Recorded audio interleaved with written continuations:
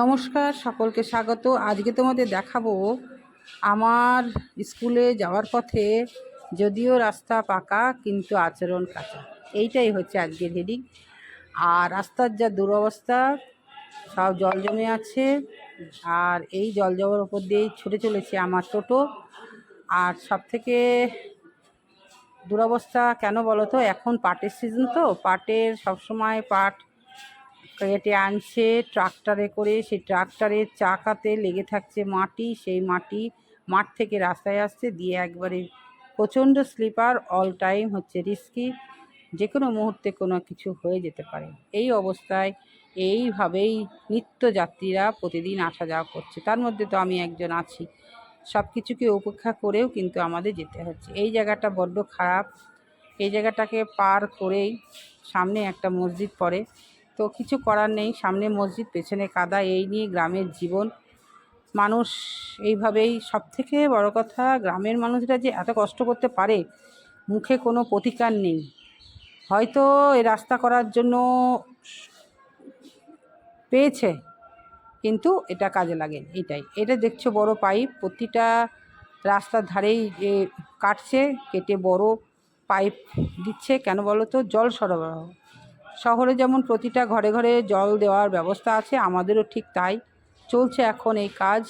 তার জন্য কাদা রাস্তা, একদম আরও খারাপ অবস্থা। একে পাট, তারপরে এই রাস্তা কাটার কাদা দিয়ে সব কিছু এক মিলেমিশে এক হয়ে গেছে। ভীষণই ভয় ভয় করে, সব সময় মনে হয় কী যেন হলো। এখনই আমার চোখের সামনে একটা ট্রাক্টর, ওরে বাবারে, সে মনে হচ্ছে যেন নিচে চলে যাবে আর কি। যাই হোক, চোখের সামনেই দেখলাম, আবার ও নিজেকে ম্যানেজ করে উঠে আসলো। আর এই যে দেখতে পাচ্ছ দুই পাশে এখন পাটের মরশুম, পাট কাটা চলছে। পাট কাটা, জলে দেওয়া, কাঁচা সব কিছু নিয়েই এই চলছে সিজন। এই সিজনটা বড় কষ্টের, যেমন মানুষের কষ্ট তেমনি আশেপাশে সব মানুষের ঘরে ঘরে জ্বর, খুবই খারাপ অবস্থা। আমার বাড়িতেই জ্বর, ছেলের প্রায় 6 দিন ধরে জ্বর ছিল, টাইফয়েড হয়েছে, ছেলের বাবার জ্বর ছিল। মন মেজাজ একদমই ভালো নয়। ওদেরকে সেবা করতে গিয়ে আমারও শরীরটা ভীষণই খারাপ, ঝিমঝিম করছে শরীর, বিশেষ করে রাতটা ঠিক মতন ঘুম হয় না। আর গাছপালাও চলছে নিজের মতন করে, তাদেরকে আমি কিছুই দেখতে পাচ্ছি না, খেতে দিতে পারছি না। এই প্রকৃতি থেকে যেটুকু জল পাচ্ছে ব্যাস তাই নিয়ে ওরা আছে। আর এই প্রাত্যহিক জীবনের সব কিছু নিয়েই চলছে হবি অব সুলেখার চ্যানেল।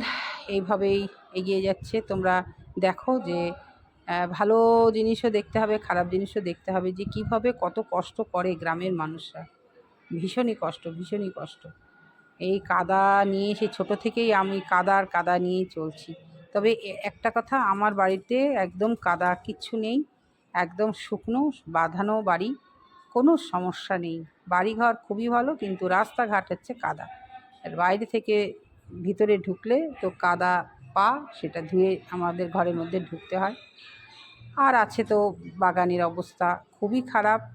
এই বর্ষা সিজন মানে বাগানে ঢোকা যাচ্ছে না, একদম মশায় আমি যেদিন ঢুকি আমাকে মশা খেয়ে একদম হাত সব ফুলিয়ে দেয়।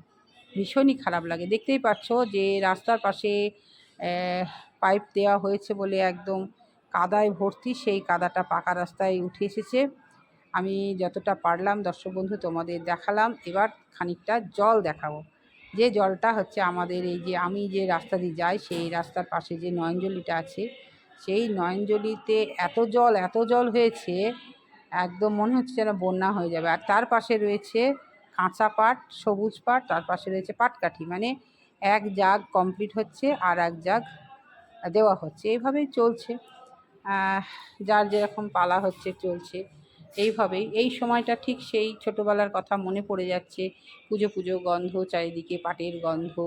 আর কটা দিন পর দেখা যাবে, ওই যে দূরে দেখতে পাচ্ছ পাটকাঠি, ওইখানটাতেই আছে তোমার কাশফুল, সাদা কাশফুল আসবে, কি অসাধারণ লাগে। একদিকে নদী আর একদিকে সাদা কাশফুল আর মাঝখানে জল, ভীষণই ভালো লাগে। তবে এই নদীতে স্নান আমি বছরে একবারই করি। করলে কি হবে, আমার কিন্তু গায়ে কিন্তু একদম রেড, লাল লাল একদম ফুসকুড়ি ফুসকুড়ি বেরিয়ে যায়, কিন্তু উপায় নেই, আমাকে বৈশাখ মাসের সংক্রান্তিতে আমি ছোট থেকেই স্নান করি, এখনও করি। কেমন লাগলো জানিও। আবারও দেখা হবে পরে।